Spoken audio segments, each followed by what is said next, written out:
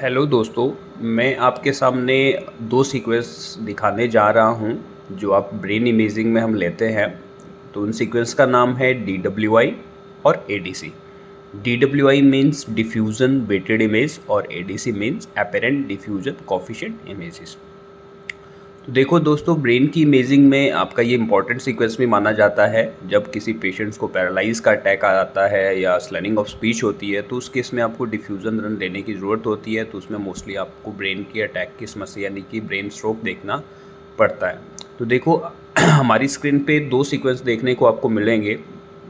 तो मैं आपके आगे स्क्रॉल कर रहा हूँ इमेज को, तो दोनों में देखो नॉर्मल सा डिफरेंस होता है। तो दोनों के अंदर कुछ इमेजेस कुछ इस तरह से देखने को मिलेगी आपको। तो दोनों के अंदर कुछ सिग्नल आपको ऐसे दिखाई देगा। तो देखो यहाँ पे जहाँ कर्सर रखा है, यहाँ के कुछ इमेजेस अलग देखने को मिलेगी यहाँ, और इसके जस्ट अपोजिट में इमेज कुछ अलग देखने को मिलेगी। तो जहाँ पे कर्सर रखा है वहाँ का सिग्नल थोड़ा सा आपको हाइपर नज़र आएगा, और जहाँ पे मेरा सेकंड अब इसका अपोजिट इमेज दिखा रहा हूँ मैं, वहाँ का इमेजेस कुछ आपको अलग दिखाई दे रहा है। तो देखो दोस्तों, डिफ्यूज़न हम ब्रेन इमेजिंग में लेते हैं, मोस्टली तो बॉडी की सभी इमेजिंग में लेते हैं, तो इम्पॉर्टेंट ब्रेन इमेजिंग में भी लेते हैं।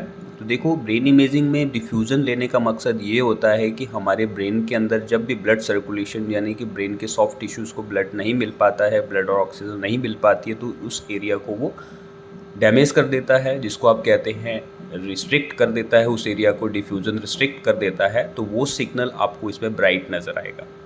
जब भी आप ब्रेन एमआरआई में डिफ्यूज़न देखोगे, कहीं भी अगर ब्राइट सिग्नल नज़र आएगा, और वही ब्राइट सिग्नल को कंफर्म करने के लिए फिर आपको एडीसी की इमेज देखनी पड़ती है। तो एडीसी में वही ब्राइट सिग्नल आपका ब्लैक नज़र आएगा, यानी कि जो सिग्नल इसमें डिफ्यूज़न में हाइपर दिखाई देगा आपको, वही सिग्नल इसमें आपको हाइपो नज़र आएगा। तो ऐसे आप कंफर्म कर सकते हैं कि ये पेशेंट्स को कुछ इन्फार्क्ट की समस्या है, यानी कि ब्रेन स्ट्रोक की समस्या है। अगर हम इमेज की बात करें तो इमेज आप कैसे आइडेंटिफाई करोगे? तो डिफ्यूज़न इमेज को आप देखोगे, बाहर के इसके सॉफ्ट ग्रे मैटर और वाइट मैटर थोड़ा सा आपका सिग्नल हाइपर दिखेगा डिफ्यूज़न के अंदर, और एडीसी के अंदर वही सिग्नल आपको क्या दिखेगा, हाइपो नज़र आएगा, यानी कि बाहर का ग्रे मैटर और वाइट मैटर। अगर हम सीएसएफ की बात करें तो सीएसएफ डिफ्यूज़न के अंदर आपको बिल्कुल हाइपो नज़र आएगा, यानी कि जहाँ मैंने कर्सर रखा हुआ है ये आपका सीएसएफ है, तो ये इसमें ब्लैक दिखाई दे रहा है। और एडीसी के अंदर मैं अगर दिखाऊं आपको, तो अंदर का सीएसएफ जहाँ पे देखो मेरा कर्सर है, वहाँ का जो सीएसएफ है वो आपको हाइपर नज़र आएगा। और बाहर की अगर सॉफ्ट टिश्यूज़ की बात करें तो सॉफ्ट टिश्यू का सिग्नल इसमें प्रॉपर नल है, और इसका भी बात करें तो इसमें भी प्रॉपर आपको नलिंग ही दिखेगा। तो डिफ्यूज़न मोस्टली लेने के लिए आपको रिस्ट्रिक्टेड, जहाँ भी ब्रेन के अंदर रिस्ट्रिक्टेड एरियाज़ होता है, यानी कि जहाँ पे ब्लड और ऑक्सीजन नहीं पहुँच पाती है ब्रेन के टिश्यूज़ में, वो एरिया को ये हाइपर दिखाई देगा डिफ्यूज़न के अंदर, और उसी चीज़ को कंफर्म करने के लिए वो चीज़ आपको एडीसी में ब्लैक दिखना चाहिए। तो देखो, नॉर्मल सी बात है कि डिफ्यूज़न इमेजिंग आपकी ब्रेन इमेजिंग में काफ़ी इंपॉर्टेंस होता है, यानी कि पेशेंट्स का पैरालाइज का अटैक आया है, या कोई ऐसी समस्या है कि ब्लड प्रेशर ज़्यादा बढ़ गया है, तो पेशेंट्स के ब्रेन के अंदर ये समस्या आपको डिफ्यूज़न के अंदर देखने को मिल सकती है।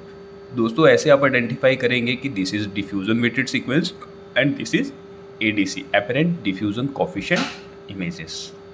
And thank you so much.